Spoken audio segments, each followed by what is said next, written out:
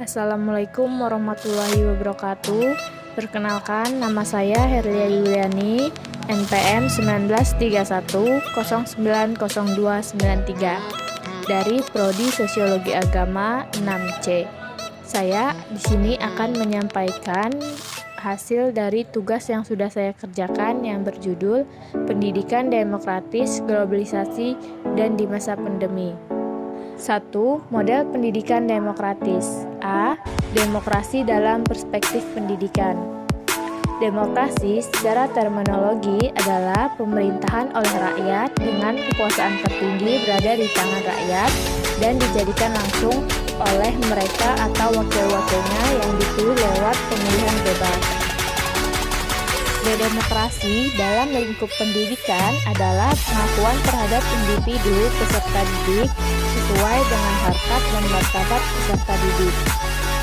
Karena demokrasi pada dasarnya bersifat alami dan manusiawi. Ini berarti bahwa penelitian pihak-pihak yang terlibat dalam proses pendidikan harus mengakui dan menghargai kemampuan dan karakteristik individu peserta didik. Tidak ada unsur paksaan atau mencetak siswa yang tidak sesuai dengan harkatnya. Dengan demikian, demokrasi berarti perilaku yang menghargai, saling menghormati, toleransi terhadap pihak lain, termasuk pengendalian diri dan tidak egois.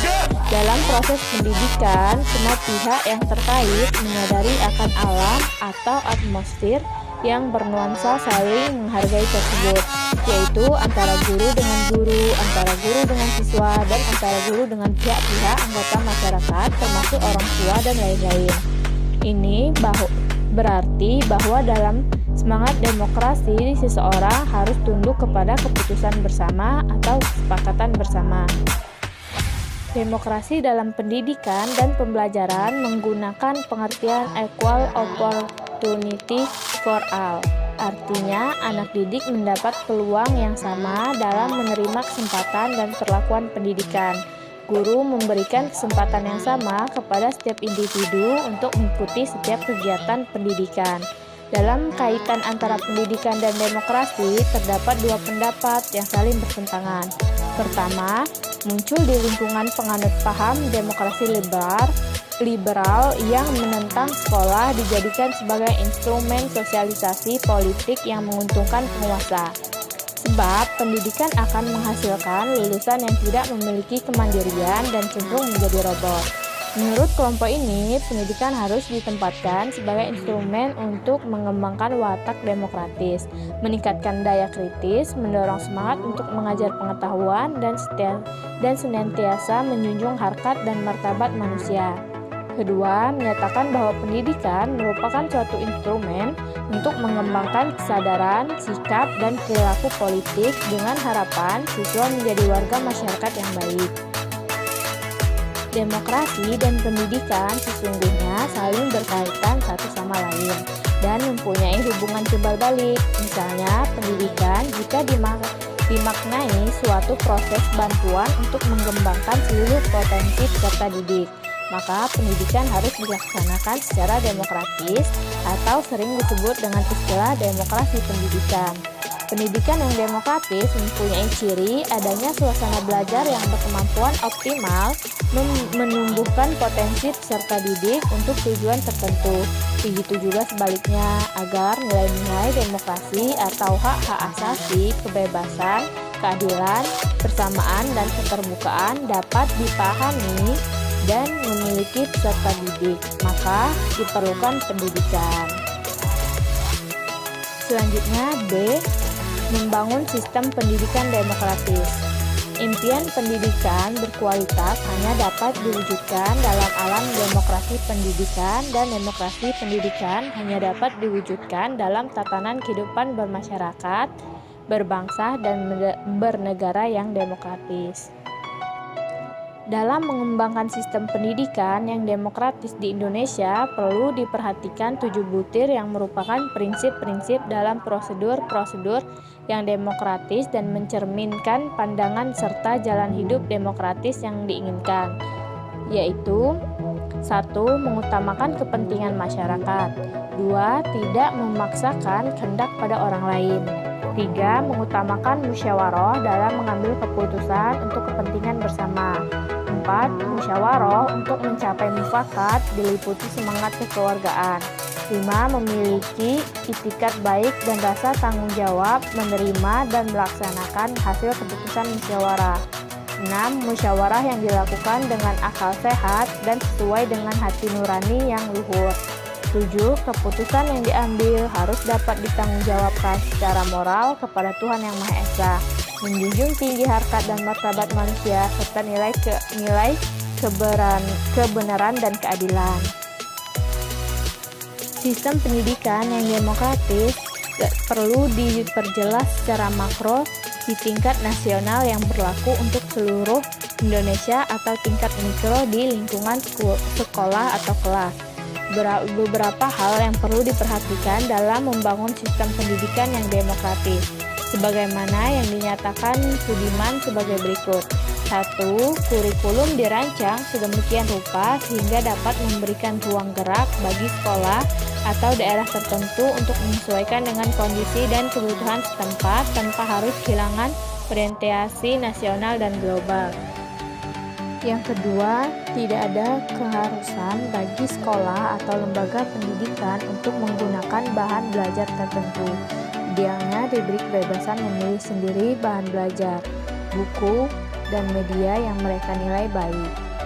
Ketiga, sarana prasarana pendidikan pun harus menjunjung terwujudnya nilai-nilai demokrasi dalam praktek pendidikan atau belajar mengajar sehari-hari. Yang keempat, yaitu sebagai komponen sistem pendidikan, guru harus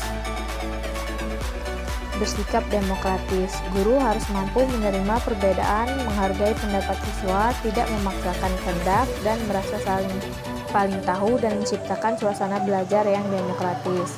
5. Proses pendidikan atau belajar mengajar hendaknya mencerminkan nilai-nilai demokrasi. Selanjutnya, C. Demokrasi pendidikan di Indonesia. Pengakuan terhadap hak asasi setiap individu anak bangsa untuk menuntut pendidikan pada dasarnya telah mendapatkan pengakuan secara legal sebagaimana yang diamanatkan oleh Undang-Undang Dasar 1945 Pasal 31 Ayat 1 yang berbunyi bahwa setiap warga negara berhak mendapatkan pendidikan. Oleh karena itu, seluruh komponen bangsa yang mencakupi orang tua, masyarakat, dan pemerintah memiliki kewajiban dalam bertanggung jawab untuk mencerdaskan kehidupan bangsa melalui pendidikan.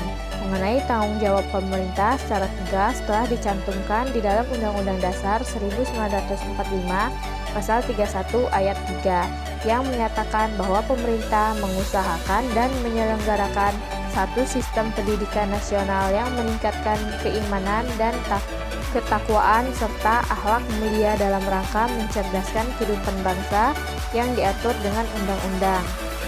Terkait dengan pernyataan tersebut, sejak tanggal 8 Juli 2003, pemerintah telah mengesahkan Undang-Undang Republik Indonesia Nomor 20 Tahun 2003 tentang Sistem Pendidikan Nasional, menggantikan Undang-Undang Nomor 2 Tahun 1989 yang dianggap sudah tidak memadai lagi. Bangsa Indonesia telah menganut dan mengembangkan asas demokrasi dalam pendidikan sejak diproklamasikannya kemerdekaan hingga sekarang.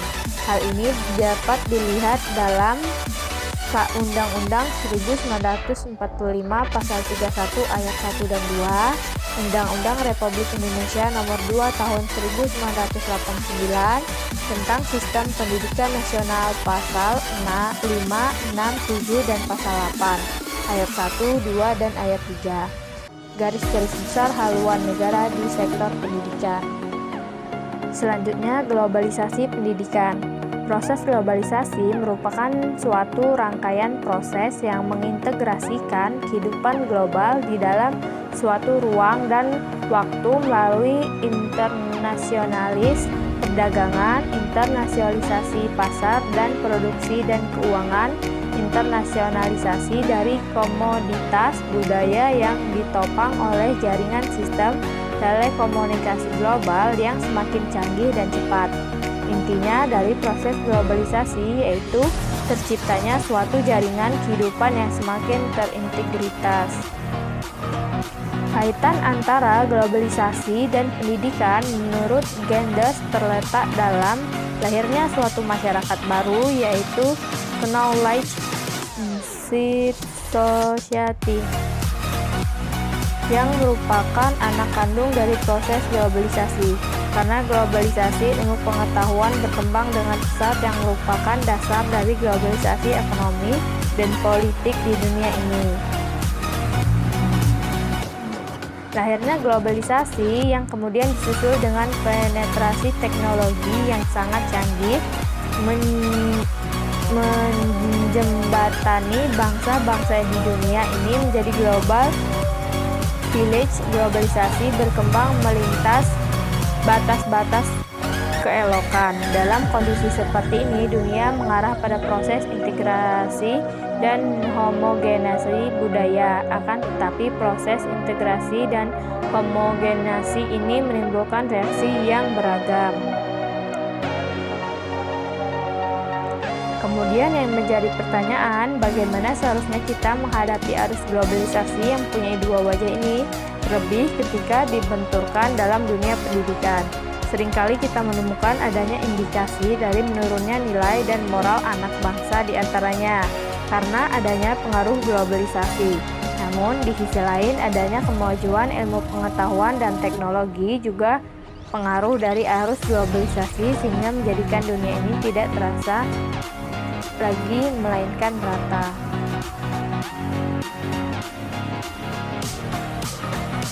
Pengaruh globalisasi mempunyai implikasi atau bahkan dampak atas berbagai negara atau bangsa.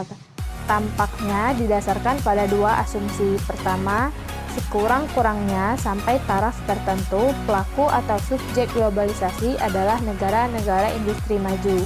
Dengan kata lain, globalisasi sampai taraf tertentu merupakan kepanjangan tangan kepentingan negara industri maju. Kedua, kekhawatiran, kecemasan, atau bahkan kekuatan akan berpengaruh atau dampak terutama yang bersifat negatif dari globalisasi. Umumnya disarankan oleh orang-orang bangsa dalam negara berkembang yang lebih merupakan objek daripada subjek globalisasi. Ada berbagai dampak yang ditimbulkan oleh globalisasi terhadap dunia pendidikan, yaitu 1. Dampak positif globalisasi pendidikan. A. Akan semakin mudahnya akses informasi. B. Globalisasi dalam pendidikan akan menciptakan manusia yang profesional dan berstandar internasional dalam bidang pendidikan. C. Globalisasi akan membawa dunia pendidikan Indonesia bersaing dengan negara-negara lain. D. Globalisasi akan menciptakan tenaga kerja yang berkualitas dan mampu bersaing.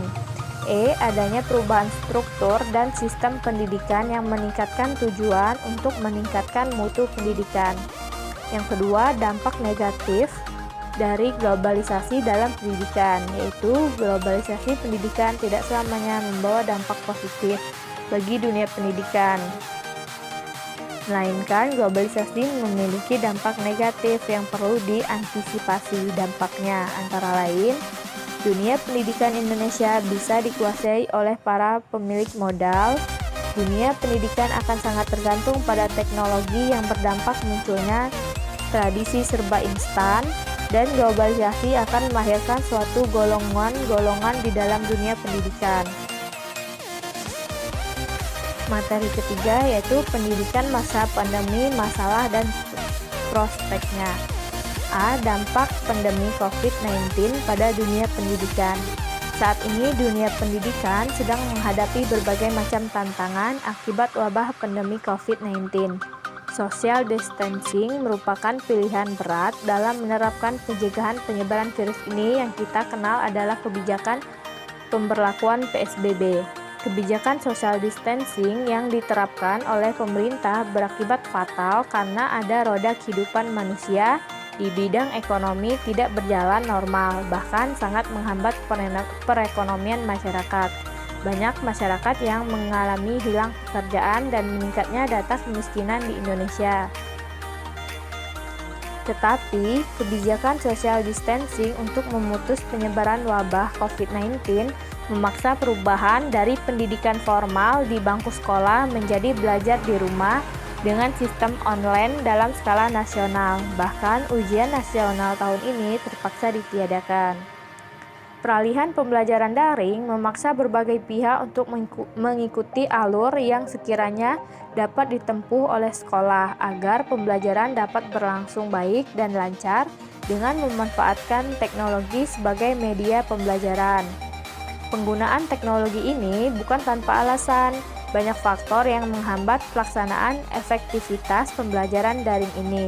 Misalnya, penggunaan teknologi yang masih rendah, keterbatasan sarana dan prasarana, jaringan internet yang kurang memadai, serta biaya penunjang teknologi. Kerja keras para tenaga pengajar di sekolah atau di kampus selama ini sungguh patut diapresiasi, karena di tengah pembatasan sosial yang diperpanjang oleh pemerintah atau kabupaten kota mengharuskan para tenaga pendidik untuk terus semangat mengajar dan mengajar ilmu pengetahuan. Ada beberapa problematika dalam dunia pendidikan di masa pandemi COVID-19 ini.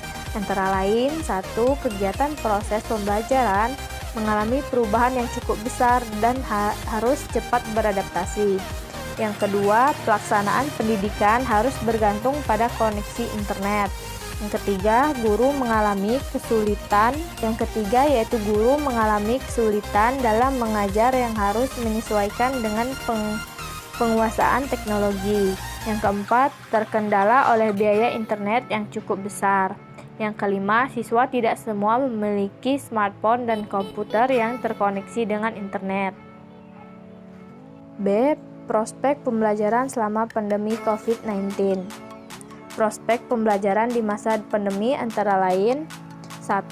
Menciptakan pembelajaran menarik dan inovatif. Keberadaan teknologi memiliki banyak fungsi. Pada salah satunya berfungsi sebagai stimulus. Fungsi stimulusi yang melekat pada teknologi dapat dimanfaatkan oleh pendidik untuk menciptakan proses pembelajaran yang menyenangkan dan tidak membosankan. Yang kedua, meningkatkan pengetahuan dan skill. Kecanggihan teknologi saat ini menghadirkan berbagai peluang yang luar biasa bagi para pendidik. Betapa tidak, contohnya seminar-seminar yang dulunya diadakan secara tatap muka, kini bisa diikuti oleh siapa saja, dan di mana saja dan kapan saja. Banyaknya webinar atau seminar daring yang diadakan sebenarnya merupakan peluang bagi para pendidik untuk meningkatkan skill mengajar, termasuk skill mengajar secara daring, teknik-teknik dalam memanfaatkan teknologi sebagai media pembelajaran, dan lain sebagainya. Mungkin cuma itu yang bisa saya sampaikan. Saya ucapkan terima kasih. Wassalamualaikum warahmatullahi wabarakatuh.